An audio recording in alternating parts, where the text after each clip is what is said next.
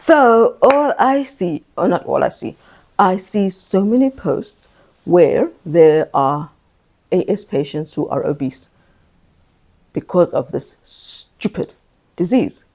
Because you see what happens for most of us, the more we move, the more pain we will become. The more we move, the more pain we inflict on ourselves after we stop moving.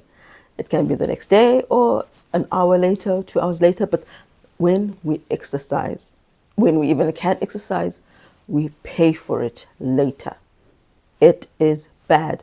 Most of us, we increase the inflammation. I don't know how, but that's what happens. So even if you can exercise, you don't want to because you know you will pay. And it also increases the AS chronic fatigue. So there's that part as well. So we get stuck then. What do we do? How do we exercise and not gain weight? How do we not gain weight? Food obviously is the first thing. I do eat sugar once a week, on the week, like over the weekend, on a weekend or on a Friday. But during the week, no sugar at all. Starchy foods, yeah, try and avoid them. But movement helps. So what I do is add to the movement I can do. And what I've done is change the kind of movement I expect. Sorry, sinus infection. Drip, drip, drip. Oh, my word. I changed the kind of movement I expect my poor, broken body to do. I bought a trampoline, mini trampoline. And what I do is, when I'm not recovering from surgery and things like that, I jump on it. Just bounce, bounce, bounce, bounce, jump, jump, step to the right, to the left, to the right, to the left, right, right, right, left, to the right. I just do that. Or I follow a video with their moves. So it's the mini trampoline. Then we don't jump or walk on hard floor or ground. The other thing I do is if I know I'm going to be walking quite a while, for quite a while, that's of course in our AS world, for those of us who have active AS.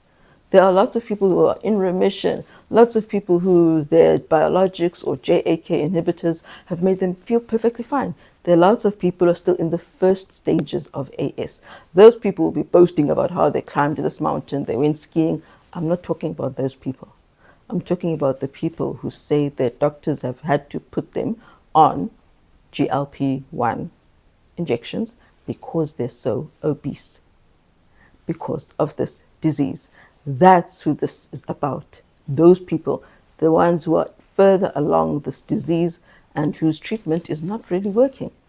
So what I also do is I put weights on my feet when I'm going to be standing. Like let's say I know I have to put laundry away, or I know I have to be cooking, or I know I'm going to be walking up and down the house for a protracted length of time. I put weights on. Not every day. It's not good for you to do it every day because it changes your gait. So you just do it maximum 20 minutes per day. So that's the other thing I do.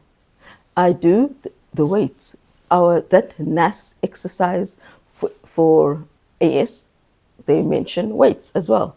So you use weight as well, which helps with your metabolism. I still do my dumbbells. I'm still so distraught. Every time I struggle. 2 kgs, guys. I was moving on to 5 kgs, but the stupid disease. It's more that I can do 12 sets and 2 reps of 12,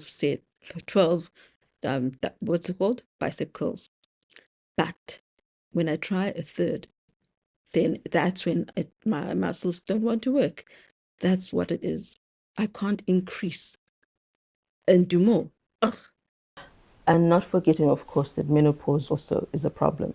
Your muscle, as you get older, it does lose its strength. But we need to use the weights. We need our bones to be strong. So we continue doing our dumbbells.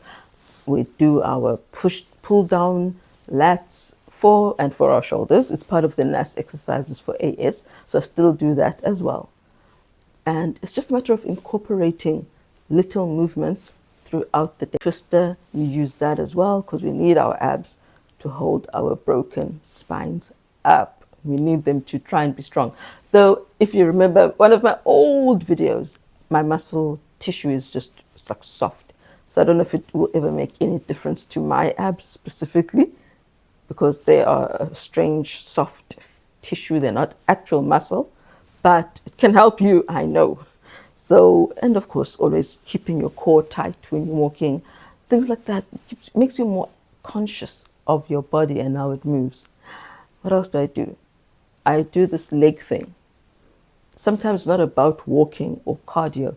It's about exercising parts of your body that you don't usually exercise. So I just glide in with my legs. My legs glide out and in, out and in, or side to side, like a ski kind of exercise thing. And it exercises your inner muscles of your thigh, your inner thigh muscles. So that too is extra. So you eat less. You don't do sugar every day. I don't drink coffee, tea. I don't have sugar except on weekends. There's nothing in my diet that has sugar. Sometimes I will only have one sausage and a potato, okay, tofu sausage, and what's it called? Squash, pumpkin. Yeah, play with your diet. And also how many meals you have a day has an impact on whether you become obese or not. What you have, how often you have it.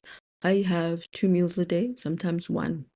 So that's how I'm keeping myself from becoming obese, from not being able to exercise. And anyway, remember my lung doctor also said I should not do anything more than walking. So boring. But I can't even do the walking anyway. So that's one other way I limit my calorie intake.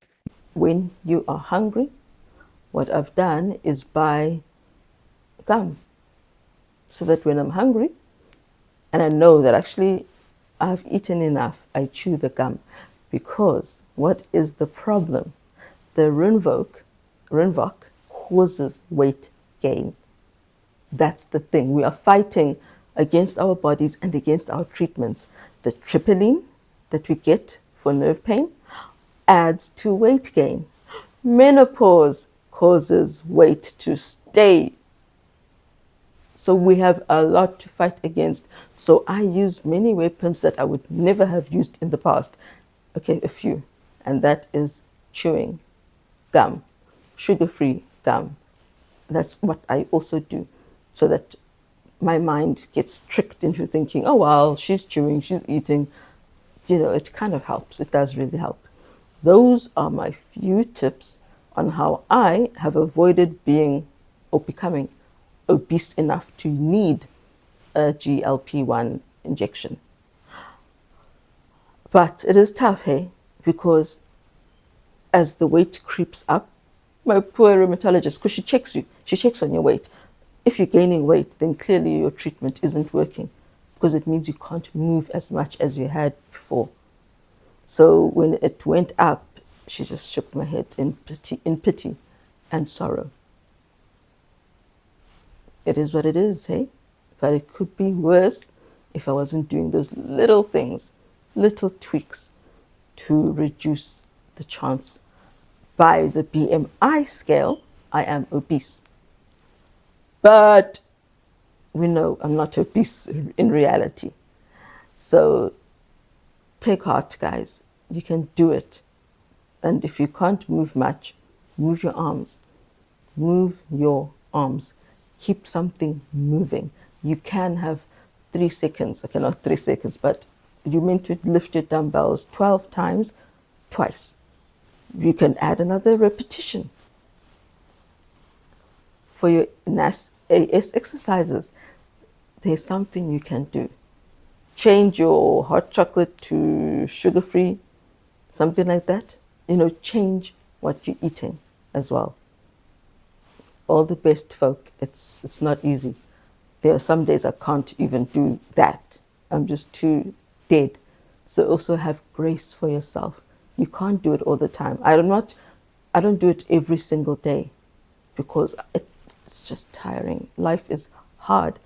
You're parenting or working outside the home.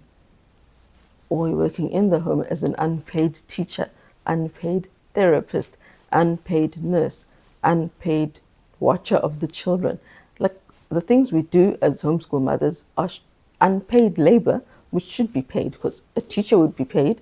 So there's a lot more that you do besides being the mother who goes and dishes out the food. So all that walking might also be helping me. I have to do it, I have no choice. And it might help you also to just walk, go outside, go stand in the sun, take a few steps. When it feels a bit heavy, come down and sit back again and take care of yourself. Most importantly, don't feel guilty if you become super obese. I understand why. I really do. I used to see comments saying, but what if she's got a health condition? Why are people body shaming this person? And I could only think of thyroid issues. Now I know there's a whole world of other medical conditions that can cause someone to become obese. And I have even more pity and sympathy than I had before. Wear your clothes with pride and dignity. You know why you are overweight. You know the disease you are fighting. And you know there are many of us who are also fighting the same disease. Maybe next year I too will become obese. It's very possible, especially with my lungs. When I've been feeling a bit better and I've tried to exercise, even the simplest exercises that I could do last year, I run out of breath. And that's scary. It's really scary for me to see the deterioration, to feel it in my lungs, and to know they have deteriorated because I haven't been on I've been seeing the rheumatologist, but she put me on an inhaler after she listened to my lungs. There's a lot that we are fighting besides the fatigue and the pain, and also trying to balance being a person, a mother, a man, whoever you are. I'm really gearing this at women, but all of you, whatever you're fighting, please don't feel bad if you can't become unobese. And don't feel bad if you do become obese. I might be there too one day. I'm still only 45. There are many years of this disease. Who knows what will happen in the future? But that is how I've been doing it now, before surgery. Now I'm just dying, just walking. Just walking is killing me. So I'm sorry, I keep looking at my foot that was operated on and leg that was operated on. Life is not good all the time. Our bodies fail us. I hope those little ways of tweaking your lifestyle will help you feel like you've got more control. Take care.